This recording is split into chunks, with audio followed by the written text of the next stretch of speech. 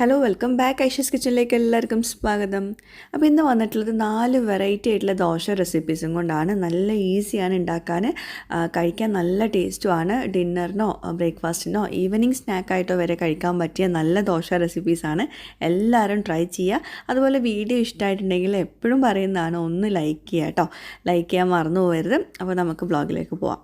അപ്പോൾ ആദ്യം നമുക്ക് ഗോതമ്പ് പൊടി വെച്ചിട്ട് നല്ലൊരു ക്രിസ്പി ദോശ എങ്ങനെ തയ്യാറാക്കിയെടുക്കാൻ നോക്കാം. അപ്പോൾ ഞാനിപ്പോൾ ഇതിലോട്ട് 1/4 കപ്പ് ഗോതമ്പ് പൊടിയും 1/4 കപ്പ് അരിപ്പൊടിയും കൂടിയാണ് എടുത്തിട്ടുള്ളത്. നിങ്ങൾക്ക് വേണമെങ്കിൽ മുഴുവനായിട്ടും ഗോതമ്പ് പൊടി മാത്രം എടുക്കാം. അപ്പോൾ ഞാനിപ്പം അരിപ്പൊടിയും കൂടി ചേർക്കാൻ കാരണം വേറെ ഒന്നുമില്ല, പെട്ടെന്നൊന്ന് കുക്കായി കിട്ടാൻ വേണ്ടിയിട്ടാണ് കേട്ടോ.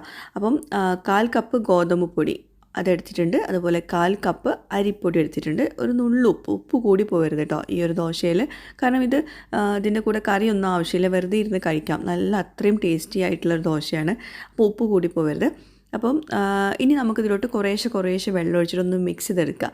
ഇത് ബ്ലെൻഡറിൽ അടിച്ചെടുക്കൊന്നും വേണ്ട. ഇതുപോലെ കുറേശ്ശെ വെള്ളം ഒഴിച്ചിട്ട് സ്പൂൺ കൊണ്ട് നന്നായിട്ടൊന്ന് കലക്കിയെടുത്താൽ മതി കേട്ടോ. അപ്പോൾ ഞാൻ ആദ്യം 1 കപ്പ് വെള്ളം ഒന്നിങ്ങനെ കുറേശ്ശെ ഒഴിച്ചിട്ട് അപ്പം തന്നെ കലക്കിയെടുക്കണം. വെള്ളം ആദ്യം മൊത്തത്തിൽ ഒഴിച്ചിട്ട് കലക്കാൻ നോക്കിയാൽ നമുക്കത് നന്നായിട്ട് മിക്സായി കിട്ടില്ല. അപ്പോൾ കുറേശ്ശെ മിക്സ് ചെയ്തിട്ട് വേണം ഇത് ഇളക്കിയെടുക്കാൻ കേട്ടോ. ചിലർക്ക് ഇതുപോലെ ദോശയൊക്കെ ഉണ്ടാക്കുമ്പം ഭയങ്കര കൺഫ്യൂഷൻ ആവും. അതുകൊണ്ടാണ് ഞാൻ ഡീറ്റെയിൽഡ് ആയിട്ട് തന്നെ പറയുന്നത് കേട്ടോ. അപ്പം 1 കപ്പ് വെള്ളം ഒഴിച്ചു, ഇത്രയും അളവിലോട്ട് കേട്ടോ. പിന്നെ ഞാൻ ഒരു 1/2 കപ്പും കൂടി ഒഴിച്ചു കൊടുക്കുന്നുണ്ട്. കാരണം നമുക്കിത് നീർദോശയുടെ ബാറ്റർ ഉണ്ടല്ലോ, നല്ലോണം വെള്ളം പോലുള്ള കൺസിസ്റ്റൻസി, അതിലാണ് വേണ്ടത്. അപ്പം നിങ്ങൾ ചിലപ്പം 1/4 കപ്പിൽ കുറച്ചുകൂടി കൂടുതൽ പൊടി എടുത്തിട്ടുണ്ടെങ്കിൽ ചിലപ്പം കുറച്ചുകൂടി വെള്ളം വേണ്ടി വരും. അപ്പോൾ ആദ്യം നിങ്ങൾ 1.5 കപ്പ് വെള്ളം ഒഴിച്ചോളൂ. 1/4 കപ്പ് അരിപ്പൊടിയിലോട്ടും 1/4 കപ്പ് ഗോതമ്പ് പൊടി എടുക്കുകയാണെങ്കിൽ കേട്ടോ, അതിലോട്ട് 1.5 കപ്പ് വെള്ളം. അപ്പോൾ ഇനി ഈ ഒരു ദോശ ഒഴിക്കുമ്പോൾ വേറെ ഒരു കാര്യം ശ്രദ്ധിക്കേണ്ടത്, ഞാനിപ്പോൾ അതുപോലെ വലിയൊരു നോൺ സ്റ്റിക്കിൻ്റെ പാനാണ് എടുത്തിട്ടുള്ളത്. നമ്മൾ ഗീ റോസ്റ്റൊക്കെ ഉണ്ടാക്കാൻ പറ്റുന്ന പാനാണ്. ഹൈ ഫ്ലെയിമിൽ വെക്കണം കേട്ടോ. ചെറിയ ഫ്ലെയിമിലോ മീഡിയം ഫ്ലെയിമിലോ ഒന്നും വെക്കരുത്. ഹൈ ഫ്ലെയിമിൽ വെച്ചിട്ട് വേണം ഈ ഒരു ദോശ ചുടാൻ. എന്നാലേ നിങ്ങൾക്ക് ആ ഒരു പെർഫെക്റ്റ്നെസ് കിട്ടുള്ളൂ.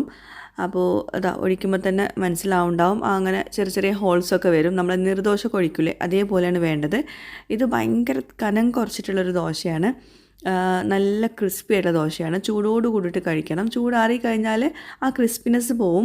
പക്ഷേ ഇത് നമ്മൾ ഈവനിങ് സ്നാക്കൊക്കെ ആയിട്ട് ചായയുടെ കൂടെയൊക്കെ കഴിക്കാൻ പറ്റിയ നല്ലൊരു എന്താ പറയുക ദോശയാണ്. അതുപോലെ ബ്രേക്ക്ഫാസ്റ്റിന് ഒന്നുമില്ലെങ്കിൽ എന്താ പറയുക ചായയും ഇത് മാത്രം മതി. അപ്പോൾ ഇതിന് മുകളിൽ കുറച്ച് ഓയിൽ സ്പ്രെഡ് ചെയ്തിട്ടുണ്ട്. അപ്പോൾ ആദ്യം ഇത് ഒഴിക്കുന്നതിന് മുമ്പും ഓയിൽ സ്പ്രെഡ് ചെയ്യണം കേട്ടോ. ഞാൻ ചെറുതായിട്ടും തിരിച്ചിട്ട് കൊടുക്കുന്നുണ്ട്, ആ ഒരു ക്രിസ്പിനെസ് കിട്ടാൻ വേണ്ടിയിട്ടാണ് തിരിച്ചിട്ട് കൊടുക്കുന്നത്. പിന്നെ ഇത് നിങ്ങൾക്ക് സാധാ ഫ്രൈങ് പാനിലും ചെയ്തെടുക്കാം കേട്ടോ, നോൺ സ്റ്റിക്കിൻ്റെ അല്ലെങ്കിൽ ഇരുമ്പിൻ്റെ ചട്ടിയിലൊക്കെ ചെയ്തെടുക്കാം. അപ്പോൾ ഞാനിങ്ങനെ റോൾ ചെയ്തിട്ട് മാറ്റി വയ്ക്കുന്നുണ്ട്. അടുത്ത ദോശ ചുടുന്ന വരെ തന്നെ ഇതിൻ്റെ ആ ഒരു ക്രിസ്പിനെസ് പോയിട്ടൊന്നുമില്ല കേട്ടോ. കുറച്ച് നേരമൊക്കെ നിൽക്കും ക്രിസ്പിനെസ്. അപ്പോൾ അതുകൊണ്ട് തന്നെ നമുക്കിപ്പോൾ ഡിന്നറിന് വേറെ ഒന്നുമില്ല, കറികളൊന്നും ഉണ്ടാക്കാൻ മടിയൊക്കെ ആണെങ്കിൽ എന്താ പറയുക, ഇതുപോലെ ഒരു ദോശയൊക്കെ നമുക്ക് ധാരാളമാണ്. 2 ദോശ ഒന്നും വേണമെന്നൊന്നുമില്ല. വലിയ പാനിലാണെങ്കിൽ ഒരു ദോശയൊക്കെ ധാരാളമാണ്. അപ്പോൾ രണ്ടാമത്തെ ദോശ അതുപോലെ ഒഴിച്ചു കൊടുത്തിട്ടുണ്ട്. പിന്നെ ഇതിൻ്റെ കുക്കിംഗ് ടൈം കുറച്ചൊന്ന് കൂടുതലാവും, സാധാ നീർദോശനേക്കാളും കുറച്ചുകൂടെ കൂടുതലാവും. നമ്മൾ ക്രിസ്പി ആക്കി എടുക്കുന്നുണ്ടല്ലോ. അപ്പോൾ ഞാൻ തിരിച്ചിട്ട് കൊടുത്തിട്ടുണ്ട്. നല്ല ടേസ്റ്റ് ആട്ടോ, ഞാൻ വെറുതെ പറയില്ല. പിന്നെ ഉപ്പ് ചേർക്കുമ്പോൾ ശ്രദ്ധിക്കുക, ഉപ്പ് ഒരുപാട് ചേർക്കരുത്. ഇനിയിപ്പോൾ എല്ലാ ദോശയിലും ഉപ്പ് കുറച്ച് മാത്രം ചേർത്താൽ മതി. അപ്പോൾ ഇതിപ്പോൾ ഒരു വലിയ ഇതുപോലത്തെ ക്രിസ്പി ദോശ ഉണ്ടാക്കാനാണെങ്കിൽ 3 ക്രിസ്പി ദോശയൊക്കെ ഉണ്ട്, വലിയ ക്രിസ്പി ദോശയ്ക്ക്. ഇനിയിപ്പം ചെറിയ ഫ്രൈങ് പാനിലാണെങ്കിൽ ഒരു 4-5 ക്രിസ്പി ദോശയൊക്കെ ഉണ്ടാവുള്ളൂ കേട്ടോ ഈ ഒരു ബാറ്റർ. അപ്പോൾ നിങ്ങൾക്ക് കൂടുതൽ എടുക്കണമെങ്കിൽ അതിനനുസരിച്ചിട്ട് നിങ്ങൾ ഡബിൾ ചെയ്തെടുക്കുക കേട്ടോ. വെള്ളവും പൊടികളും ഡബിൾ ചെയ്തെടുക്കുക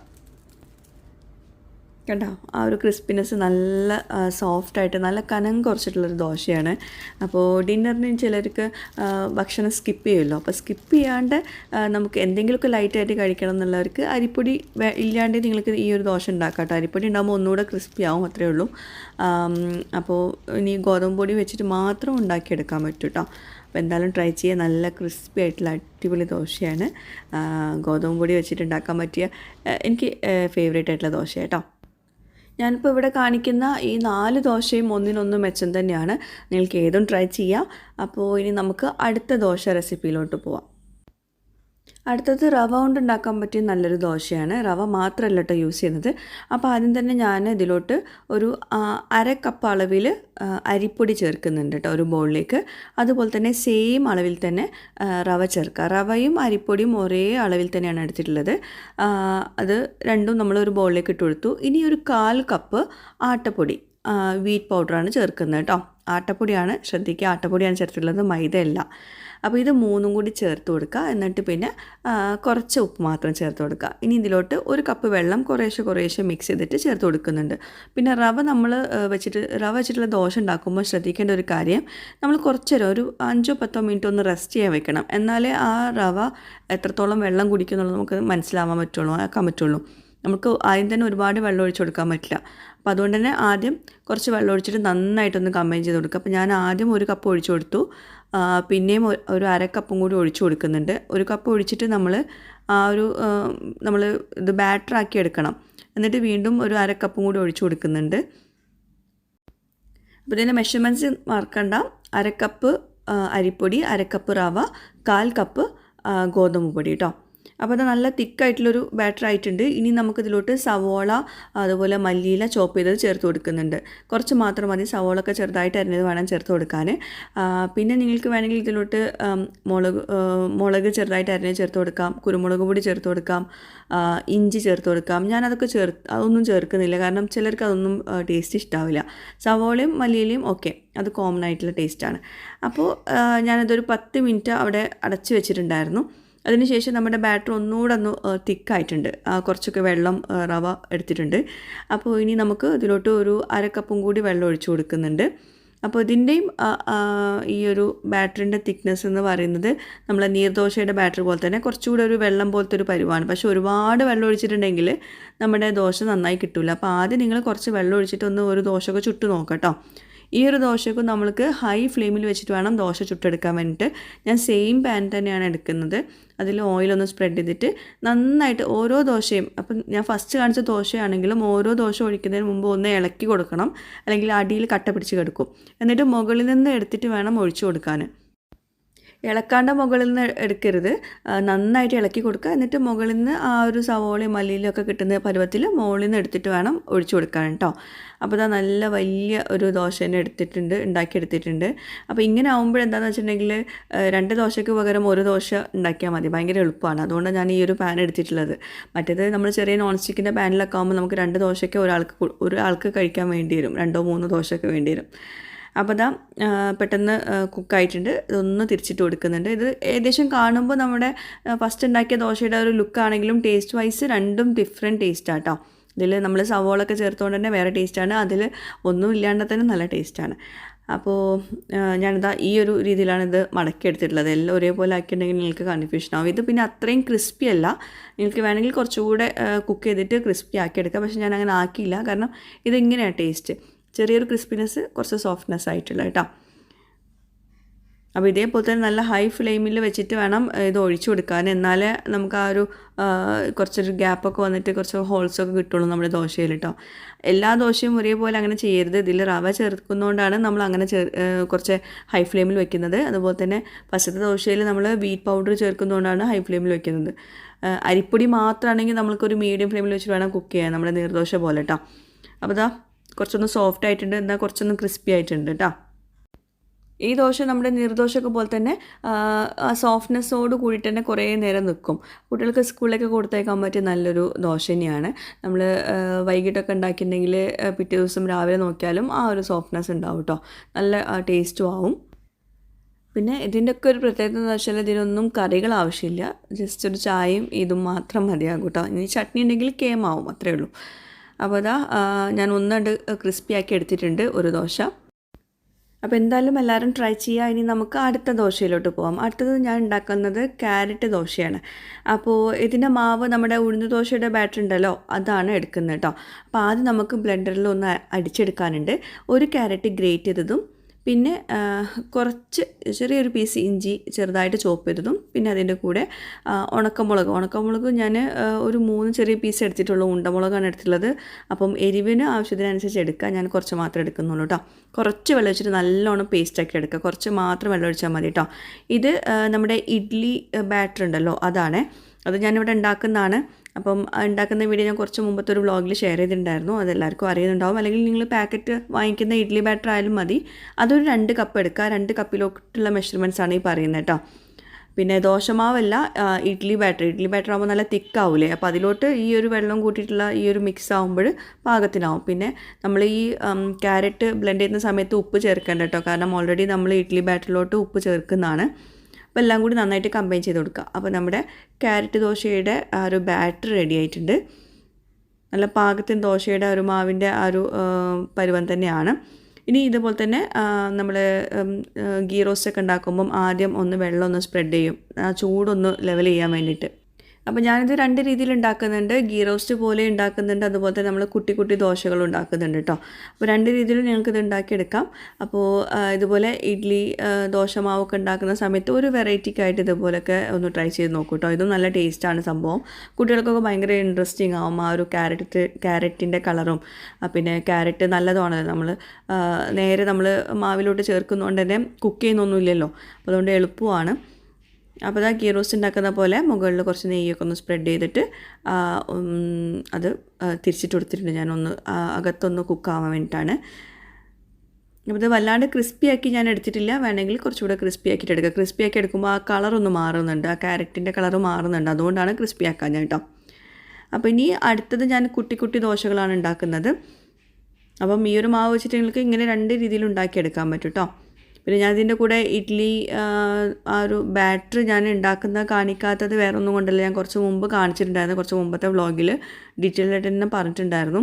അല്ലെങ്കിൽ ഞാൻ താഴെ എൻ്റെ മുമ്പ് ഞാൻ ഇഡ്ഡലി ബാറ്റർ ഉണ്ടാക്കുന്നതിൻ്റെ ആ ഒരു വീഡിയോ കൊടുക്കാം. അപ്പം വീട്ടിൽ ഇഡ്ഡലി ബാറ്റർ നല്ല പെർഫെക്റ്റ് ആയിട്ട് ഉണ്ടാക്കുന്നത് എങ്ങനെയാണെന്നുള്ള കാണിച്ചിട്ടുള്ള വീഡിയോ ഉണ്ട്. അപ്പോൾ അത് കണ്ടു നോക്കൂ അറിയാത്തവരുണ്ടെങ്കിൽ കേട്ടോ. അപ്പോൾ ഇതുപോലെ കുട്ടി ദോശ ഒന്ന് തിരിച്ചിട്ട് കൊടുക്കണം. മുകളിൽ നെയ്യ് കുറച്ചൊന്ന് സ്പ്രെഡ് ചെയ്തിട്ട് തിരിച്ചിട്ട് കൊടുക്കുക. ഒരുപാട് നേരം അകത്ത് കുക്കാവണ്ട കേട്ടോ, ആ ഉൾവശം കുക്കാവണ്ട. അപ്പം അതിൻ്റെ കളറൊക്കെ ഒന്ന് മാറും.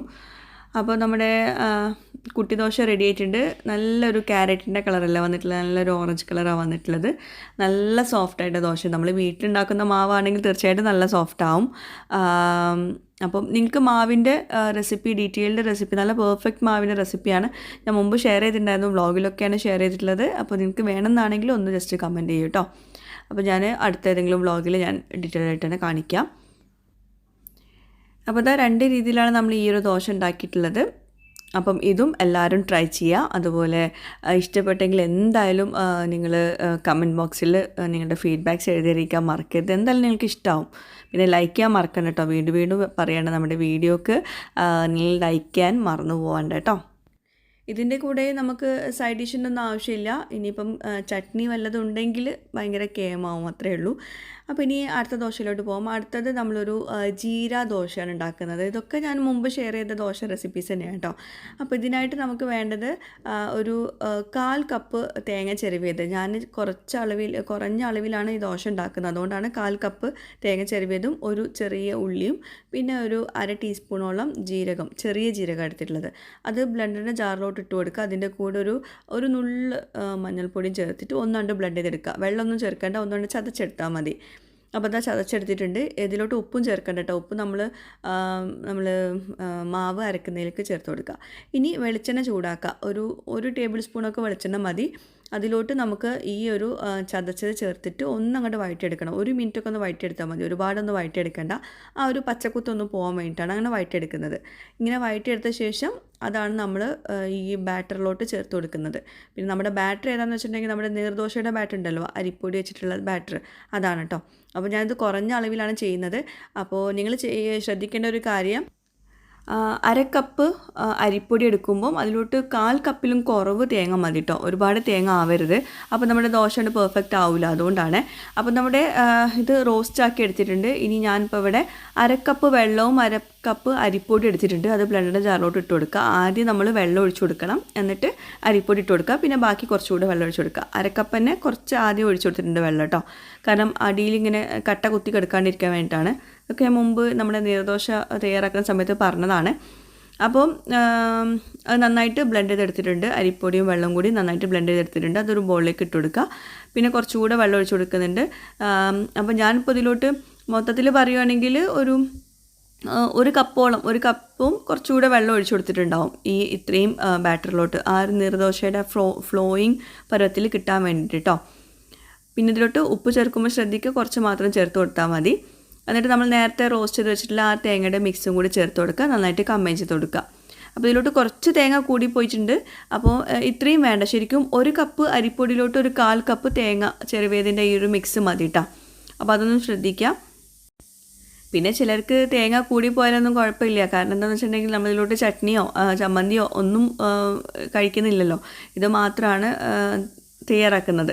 അപ്പോൾ അതുകൊണ്ട് ഇനിയിപ്പോൾ സൈഡ് ഡിഷ് വേണ്ടാത്തവർക്ക് ഇങ്ങനെ തന്നെ ചെയ്തെടുക്കുക കേട്ടോ. തേങ്ങ കുറച്ചൊന്ന് കൂടുതലെടുത്തിട്ട്, കൂടുതൽ എന്ന് പറഞ്ഞാൽ ഒരുപാട് കൂടുതലാവണ്ട, ഈ ഒരു അളവിൽ തന്നെ എടുത്തിട്ട് നിങ്ങൾക്ക് ഉണ്ടാക്കിയെടുക്കാം. നല്ല ടേസ്റ്റാണ്, നല്ലൊരു മണവും രുചിയൊക്കെയാണ് ഈ ഒരു ദോശയ്ക്ക്. പിന്നെ ഈ ഒരു ദോശ ശരിക്കും ഒഴിക്കേണ്ടത് ഈ ഒരു പാനിലല്ല, നമ്മൾ ഫ്രൈങ് പാനിലാണ്, നമ്മൾ നീർദോശയൊക്കെ ഉണ്ടാക്കുന്ന ആ പാനിലാണ് ഒഴിക്കേണ്ടത്. അപ്പോൾ ഞാനിപ്പോൾ ഇത് എൻ്റെ ഒരു മടി കാരണം ഇതിലാണ് ഒഴിച്ചിട്ടുള്ളത്. അപ്പോൾ ഇത് നമ്മളൊരു മീഡിയം ഫ്ലെയിമിൽ വെച്ചിട്ട് വേണം കുക്ക് ചെയ്യാൻ, കാരണം ഇതിൽ അരിപ്പൊടി മാത്രമാണുള്ളത്. ഈ റവ ഗോതമ്പ് പൊടിയൊക്കെ ഉണ്ടാകുമ്പോൾ നമ്മൾക്കൊന്ന് ഹൈ ഫ്ലെയിമിൽ ഇടേണ്ടി വരും. അപ്പോൾ ഇത് മീഡിയം ഫ്ലെയിമിൽ, നമ്മൾ സാധാരണ നീർദോശയൊക്കെ ഉണ്ടാക്കുമ്പം പാന് നല്ലോണം ചൂടായി കഴിഞ്ഞിട്ട് ഒരു മീഡിയം ഫ്ലെയിമിൽ വെച്ചിട്ടല്ലേ നമ്മൾ ഒഴിക്കുക, അല്ലെങ്കിൽ ഒരു ഭാഗത്തേക്ക് കട്ട കുത്തി കിടക്കണ പോലെ ഉണ്ടാവില്ലേ, അപ്പം ചൂട് കൂടിയാൽ അങ്ങനത്തെ ഒരു പ്രശ്നം കൂടി ഉണ്ട് കേട്ടോ. അപ്പോൾ അതൊന്ന് ശ്രദ്ധിക്കുക ഈ ഒരു ദോശയിൽ. അപ്പോൾ ഞാൻ മുമ്പ് ഈ ഒരു ദോശ ഒരുപാട് തവണ ഞാനിത് വ്ളോഗിലൊക്കെ ഷെയർ ചെയ്തിട്ടുണ്ടായിരുന്നു, ഈ ഒരു ദോശ ഉണ്ടാക്കുന്നത്. നമ്മളിവിടെ കൂടുതലും ബ്രേക്ക്ഫാസ്റ്റിനും ഡിന്നറിനൊക്കെ ദോശ തന്നെയാണ്, ദോശൻ്റെ ഒരുപാട് വെറൈറ്റീസ് തന്നെയാണ് ഉണ്ടാക്കുന്നത്. അപ്പോൾ അതുകൊണ്ട് തന്നെ ഇതൊക്കെ എപ്പോഴും ട്രൈ ചെയ്യുന്ന ദോശ റെസിപ്പീസാണ്. അപ്പോൾ ഞാൻ പിന്നെ പാൻ മാറ്റണ്ടെന്ന് വിചാരിച്ചിട്ട് സെയിം പാനിൽ തന്നെ എല്ലാം ഉണ്ടാക്കാമെന്ന് വിചാരിച്ചിട്ട് ചെയ്തതാണ്. അപ്പം കുഴപ്പമൊന്നുമില്ല, പക്ഷേ നമുക്ക് നല്ല പെർഫെക്റ്റ് ആയിട്ട് കിട്ടണമെങ്കിൽ നമ്മുടെ ഫ്രൈങ് പാൻ തന്നെ എടുക്കണം. അപ്പോൾ ഇതാ നമ്മുടെ ഇത് ചെറിയൊരു തിക്നെസ് കൂടിപ്പോയി, ഇത്രയും തിക്കാവരുത് ദോശ, നല്ല തിന്നായിട്ടുള്ള വളരെ കനം കുറഞ്ഞ ദോശയായിരിക്കും വേണ്ടത്. കണ്ടോ, ഇതിപ്പം പാന് ചൂട് കൂടിയപ്പം ഒരു ഭാഗത്തേക്ക് തന്നെ കട്ട കുത്തി കിടക്കണില്ലേ, അങ്ങനെ ആവരുത്, അതിങ്ങനെ പരന്നു പോകണം. അപ്പോൾ എല്ലാവരും ടിപ്സൊക്കെ മനസ്സിലായല്ലോ, അപ്പോൾ എല്ലാവരും ട്രൈ ചെയ്യാം. എപ്പോഴും ഒരേപോലെ ദോശ ഉണ്ടാക്കി മടുത്തവർക്കൊക്കെ നല്ലൊരു ഓപ്ഷനാണ്. അപ്പോൾ നിങ്ങൾ ട്രൈ ചെയ്തിട്ട് ഫീഡ്ബാക്ക്സ് എഴുതിയിരിക്കാൻ മറക്കരുത്.